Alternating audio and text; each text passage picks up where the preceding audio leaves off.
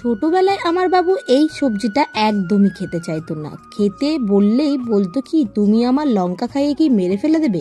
ও তো ছোট মানুষ, ওকে বুঝিয়ে বললাম তুই একবার খেয়ে দেখ, এটা কিছুই হয় না।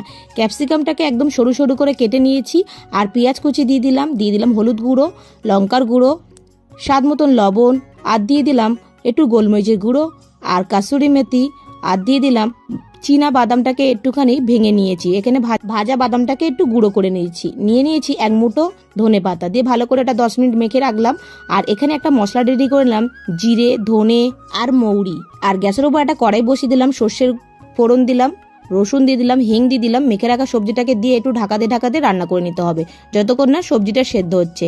এবারে ক্যাপসিকাম তোমরা জানোই অনেক নরম, তাই অল্পতেই সেদ্ধ হয়ে যায় ঢাকা দিয়ে রান্না করলে। এবারে যে মশলাটা রেডি করে রেখেছিলাম, জিরে, ধনে, সেটাও দিয়ে দিলাম, টক দই দিয়ে দিলাম, রুটির সাথে পরিবেশন করলাম। কেমন লাগলো জানিও।